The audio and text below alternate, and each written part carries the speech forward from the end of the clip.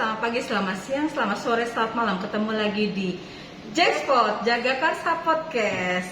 Halo pemirsa podcast RSUD Jagakarsa, ketemu lagi saya Hera Humas RSUD Jagakarsa. Hari ini saya didampingi oleh Dokter Gigi Cantik. Kita kenalan dulu yuk. Perkenalkan, saya Dr. Gigi Atira Astari, biasa dipanggil Dr. Gigi Atira. Halo, perkenalkan, nama saya Dr. Gigi Nadia Rela Putri, biasa dipanggil Dr. Nadia. Halo dokter, apa kabar? Semuanya sehat ya dok ya? Baik, Alhamdulillah. Oke dok, ini dok, pertanyaan dari beberapa pemirsa podcast itu udah banyak banget. Kapan lagi sih podcast tentang gigi? Itu banyak banget bergantian bertanyanya. Oke dok, biasanya untuk pertanyaan-pertanyaan kita bisa melalui email dan lain sebagainya. Layanan WA RSUD Jagakarsa juga mempunyai layanan WA informasi pasien. Untuk podcast hari ini nih pemirsa podcast, yaitu hal yang sering ditanyakan tentang gigi. Dan kebanyakan ya dok ya, di RS manapun itu keluhannya kebanyakan tuh mau anak maupun ibu-ibu, bapak-bapak itu kebanyakannya keluhannya berlubang. Bener apa enggak sih dok? Sakit gigi khususnya berlubang itu sering banget atau banyak ditemukan di poli gigi? Benar sekali, Mbak. Jadi tiap hari di poli gigi rata-rata sih dimanapun ya Mbak Hera, cuma di Jagakarsa, tapi kalau untuk di Jagakarsa sendiri itu puluhan orang, bukan cuma 1-2 tapi puluhan orang itu giginya keluhannya berlubang. Jadi itu benar ya dok ya, keluhan terbanyak adalah gigi berlubang. Dok, dari zaman dulu tuh kalau saya dapat informasi, hati-hati ya gigi berlubang, ada cacingnya. Sebenarnya itu mitos atau fakta nggak sih dok tentang gigi berlubang itu pasti ada cacingnya? Bisa dijelaskan dok? Jadi kalau gigi berlubang itu tidak ada cacingnya. Mungkin ya Mbak Hera itu buat orang zaman dulu nakut-nakutin anaknya kali ya Mbak Hera. Biar rajin sikat gigi ya dok ya. Oke. Kalau Jadi misalnya gigi berlubang itu yang ada kuman. Jadi kumannya itu memang bisa menggerogoti bagian gigi, makanya giginya jadi berlubang. Tapi bukan ada cacing. oh jadi itu mitos ya dok ya. Oke dok, untuk masalah gigi lagi nih dok. Gigi itu kenapa ya kalau misalnya udah sakit, nyut-nyutan itu susah banget, sampai tidur tuh susah banget. Padahal udah coba minum obat warung, tapi tetap aja nyut-nyutan. Itu kenapa nih dokter? Bisa dijelaskan nggak? Jadi kalau misalnya gigi udah sakit sampai nyut-nyutan, itu tandanya infeksi bakteri yang tadi kita omongin itu udah sampai kena syaraf. Kalau misalnya sampai kena syaraf, Mbak Hera, itu sakitnya memang luar biasa kalau kata-kata pasien ya.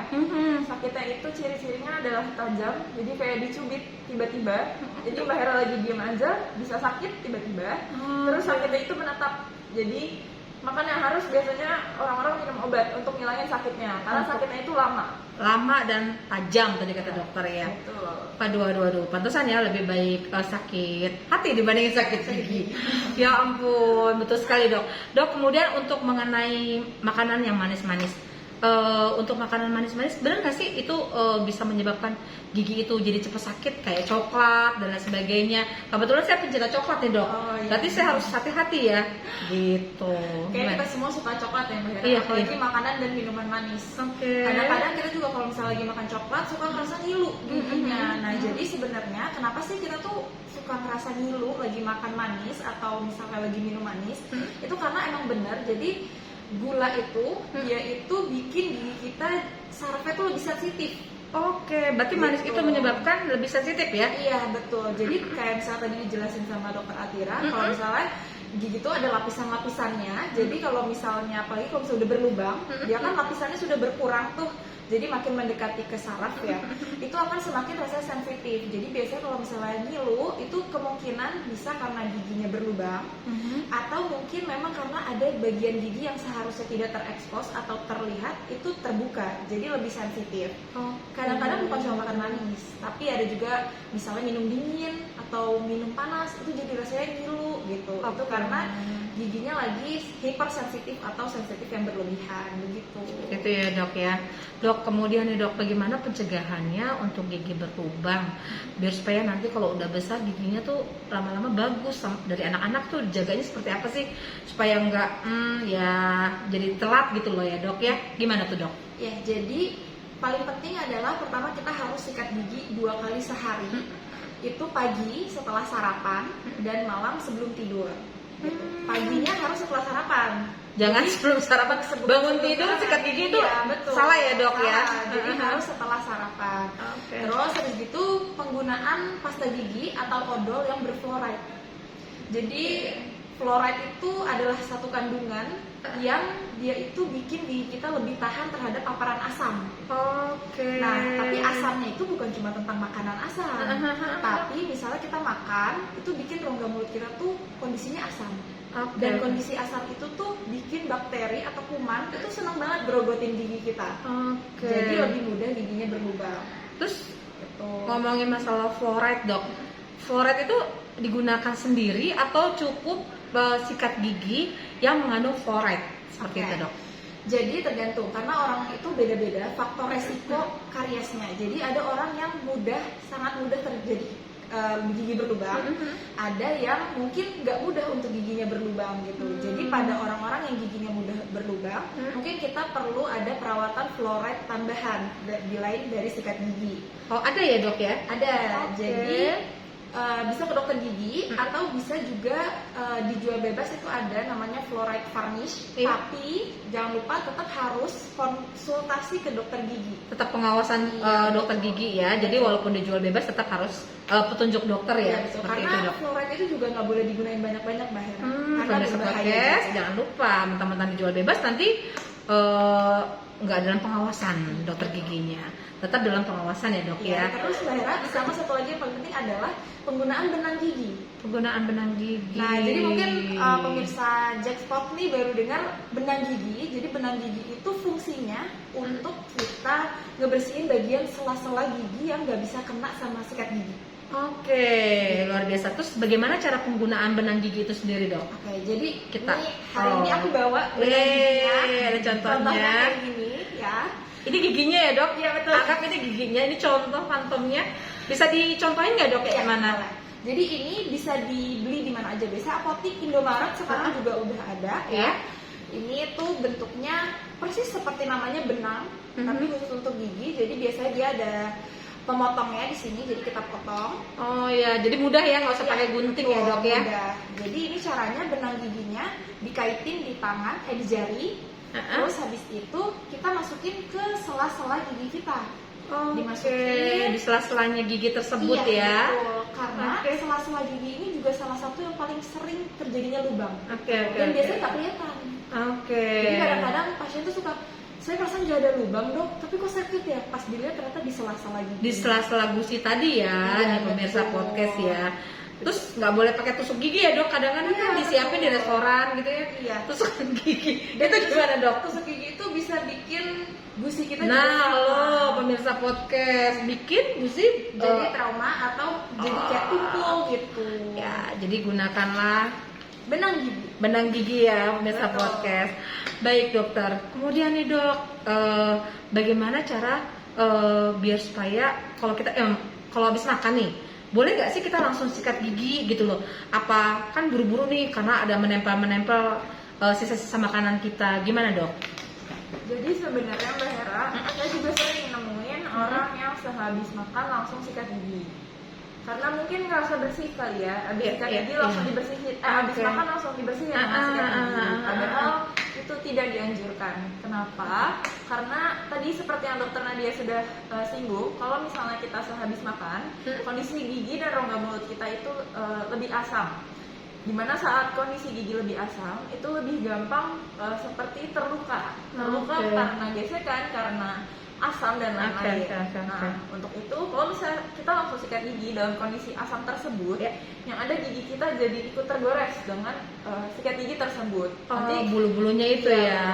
Mungkin 1-2 kali nggak berasa kalau misalnya giginya kenapa-napa, tapi lama-kelamaan bisa dilihat permukaan giginya jadi berwarna kecoklatan karena erosi.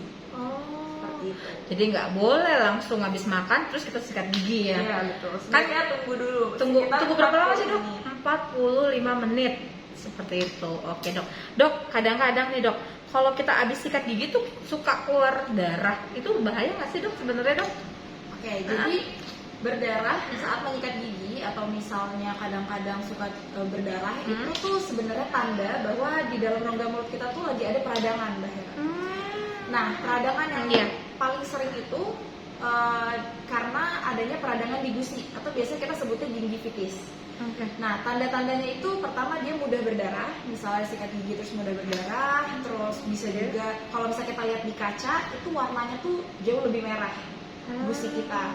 Terus habis itu bisa juga disertai adanya bengkak atau rasa sakit dan gak nyaman di gusinya. Oke, Dok. Jadi kalau misalnya berdarah itu tandanya sedang ada peradangan. Dan peradangan ini biasanya sebabnya itu salah satunya adalah kalkulus atau yang biasa kita sebut karang gigi. Karang gigi ya. Iya, betul. Itu udah pasti ada ya. Iya betul. Oke, Jadi baik, makanya kenapa penting banget untuk datang kontrol cek rutin ke dokter gigi maksimal 6 bulan sekali karena untuk membersihkan karang gigi dan juga mencegah gigi-gigi yang berlubang itu jadi berlubang lebih besar. Gitu. Oke, baik. Dokter, kemudian nih kalau untuk sikat gigi itu baiknya tunggu bulu-bulunya hancur dulu atau setahun sekali atau mungkin sebulan sekali gitu. Baiknya sarannya untuk sikat gigi itu berapa lama nih kita mesti ganti, Dok? Kalau untuk sikat gigi sendiri anjurannya itu maksimal 3 bulan sekali. Karena kalau misalnya sikat gigi itu sudah tadi yang kata Mbak Hera sudah rusak, sudah gabrik ya, itu biasanya sudah tidak efektif untuk membersihkan di sela-sela gigi. Untuk itu bisa dilihat kalau misalnya sebelum 3 bulan juga sudah rusak bulu-bulunya, maka sudah bisa diganti. Namun harus juga diperhatikan kalau misalnya sikat giginya gampang banget nih rusak, mungkin cara sikat giginya yang salah Mbak Hera. Oke. Jadi harus diperhatikan sikat gigi itu tidak boleh terlalu kencang karena kalau misalnya terlalu kencang dapat melukai gigi lagi sehingga menyebabkan erosi tadi lagi. Seperti itu. Berarti harus ada caranya ya, Dok, untuk menyikat gigi, jangan terlalu kencang dan lain sebagainya. Dok, kalau untuk gigi bolong nih ya, gigi bolong. Jadi kalau misalnya gigi bolong itu perawatannya seperti apa sih? Kemudian kalau misalnya udah kena saraf itu bagaimana sih? Oke, Dok, gimana, Dok? Ini kalau gigi udah bolong ya, itu perawatannya kenapa mesti mundar mandir gitu loh kayak ke rumah sakit? Kenapa nggak cuma sekali aja? Gimana, Dok? Oke, jadi kenapa sih kadang-kadang kan pasien tuh suka kenapa sih Dok nggak bisa sekali aja ditambal gitu? Soalnya belum izin kuliahnya Iya, dan betul. sebagainya. Susah, belum ngantrinya. Belum kan? ngantrinya, betul Nunggu sekali, Dok. jadwalnya. Iya. Jadi kenapa sih kita tuh harus bolak-balik? Sebetulnya ada juga perawatan gigi itu yang nggak harus bolak-balik. Jadi ada yang misalnya sekali bisa langsung selesai, tapi pada kondisi tertentu yaitu ketika bolongnya itu masih kecil.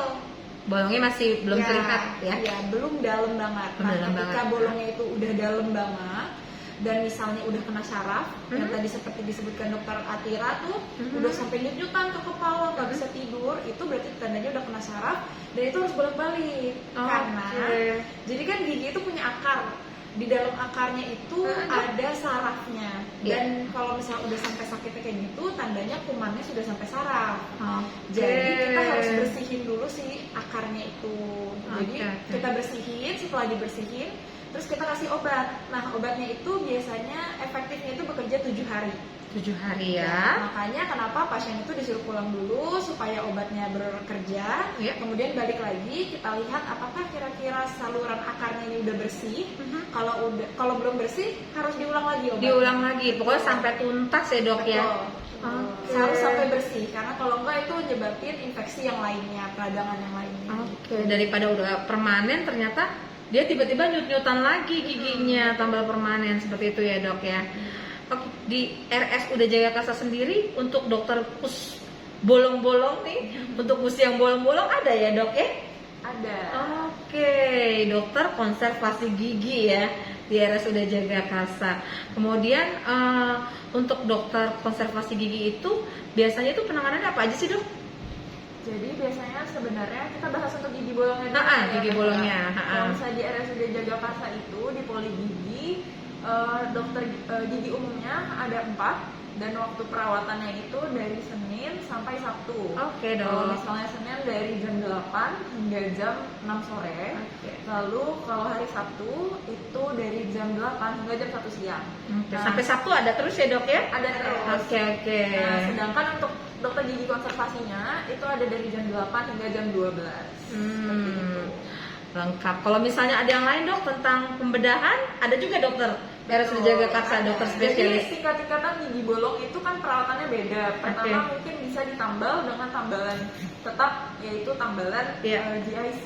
Kemudian kalau makin dalam ada juga namanya tambalan resin komposit. Nah, kita dua-duanya punya. Kalau misalnya udah lebih dalam lagi sampai sakit, itu tadi perawatan saluran akar yang dokter Nadia sudah jelaskan.